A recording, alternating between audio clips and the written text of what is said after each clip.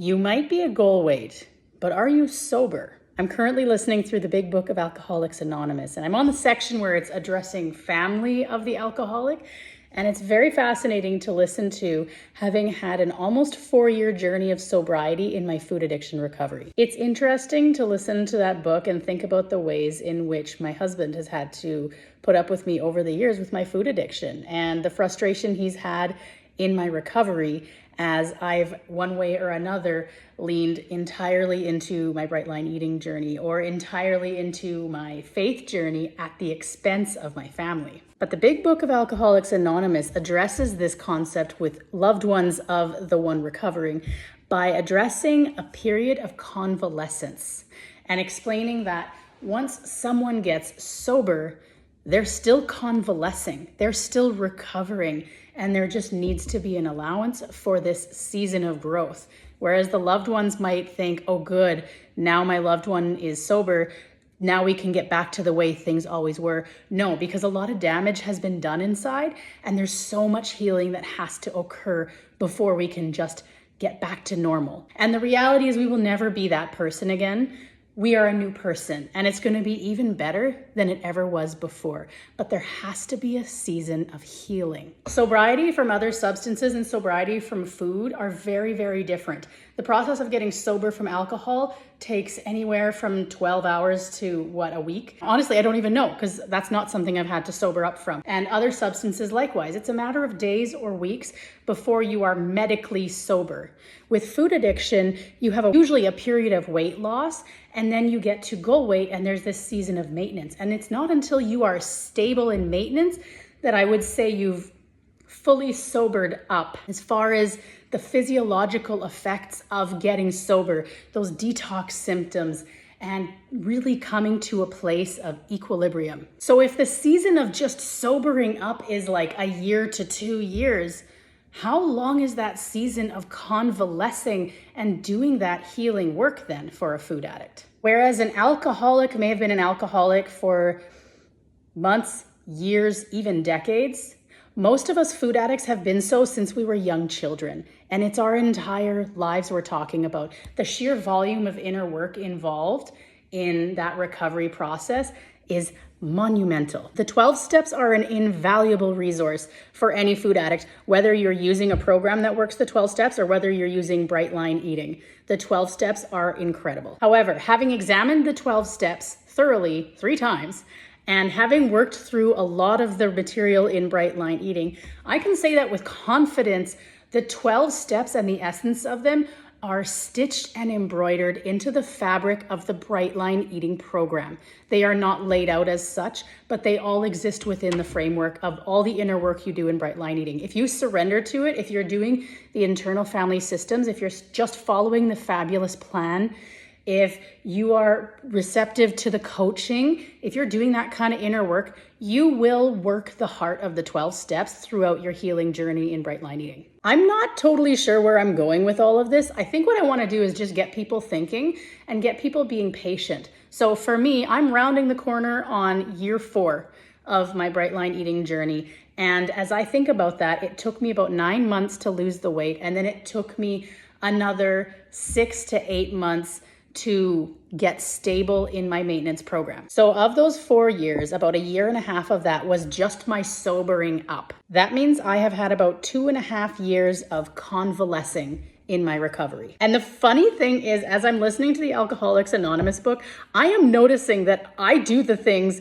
they're like talking to the family members about. If you followed my Instagram journey when I was getting sober, I was jumped in head first into helping other food addicts at the detriment of my family. It was absolutely to the detriment of my family. I had people tell me all the time, I don't know how you do it. How do you do the mom thing and everything you do for the community? And the answer I would hide in the back of my head is, yeah, I'm just not doing a lot for my family right now.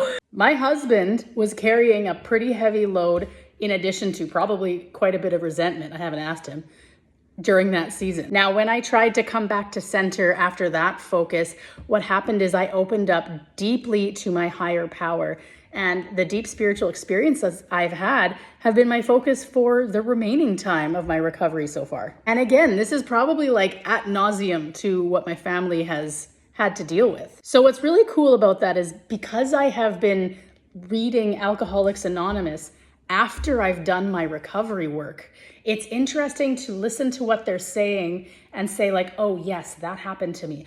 Oh yes, that's exactly how it worked for me. So when I read this section where it talks about having this kind of jumping in head first into the spiritual stuff, the advice they give families is just really, really hopeful for me. Do you want to know what that advice is? They tell the family members, just ride it out. Just let them have it. Just let them go all in on the spiritual stuff and they'll come back. They will come back to center. They will realize that you can't have a fulfilling spirituality at the expense of your family. They will come back around to that and all will be well. It's sort of a trick answer, right? Because the higher power that is cares about all of us, right? So you can't possibly connect deeply with your higher power without your higher power turning your gaze back on your family. Essentially, like if you have to obsess over something instead of your food addiction, your spirituality is a great place to start because your spirituality is going to always bring you back to center. So where are you at in your recovery? Are you in that period of sobering up? Are you in that period of convalescing? Or have you moved past that now? Which I haven't read about in the book yet, so I'm sorry, it's nothing I can tell you yet.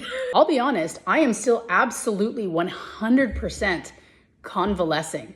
I know that because of where I'm at with all this spiritual stuff, but I also know that because, as you probably know if you watch my videos, I'm in a season of research, having left the Bright Line Eating membership and running my recovery with outside supports in that. And one of the reasons I had to leave the membership was, of course, that first imbalance that I talked about of pouring everything and all of my resources into helping others in recovery at the expense of my family. So I don't know exactly where that will all go, but I know that that part is going to need to come back to center, which, like, spoiler alert, I've never said I won't go back to the membership. I know I'll be back sometime. And actually when I left, I'm pretty sure I messaged all 3 coaches and was like, don't worry, I'll be back. So we've got that part. And then we've also got the spiritual part where I'm also still in an imbalance. And because I know I haven't come back to center, I'm still convalescing. How long is the convalescence? I don't know. I've got a lot of buddies in Bright Line Eating, and I've got buddies that are like a little bit farther along, and I've got buddies that are much farther along. And there is a difference. My buddies that have 6 or 7 years in their food addiction recovery, I identify with a lot of what they're going through. But my buddies that have 10 to 20 years in their recovery, I have conversations with them and my heart just goes like, I bow to you. Like they're another breed.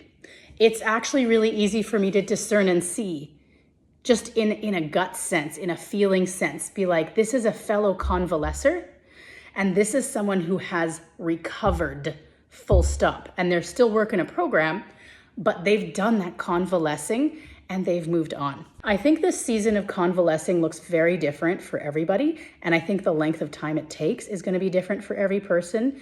And that's not unlike a surgery journey or a childbirth journey. One woman has a baby and is up and walking the next day. The other woman has a baby and it takes her 2, 3, 4, 6, 8 weeks before she can even sit down on a chair. We all convalesce differently and there's nothing inherently right or wrong about that. And I think just like the alcoholic, we all come from different families. We have all interacted with our families in different ways throughout our addiction. We have damaged and hurt our families in different ways to differing degrees of severity. There's the alcoholic who lives in a family of sober people, and there's the alcoholic who lives in a family of other alcoholics. Similarly with food addiction, you have people like myself or my husband, not a food addict. So me getting sober actually brought us closer together.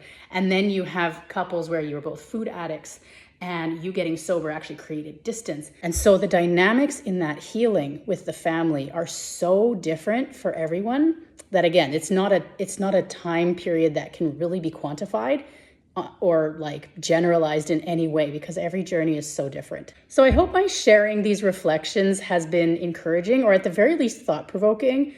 I definitely plan on doing some journaling about some of this, and I hope I've encouraged and inspired you to do so. If you're not a journaler, but you want to give this a bit of reflection, feel free to think about it and just put it in the comments below. Where are you at in your journey of healing from your food addiction recovery.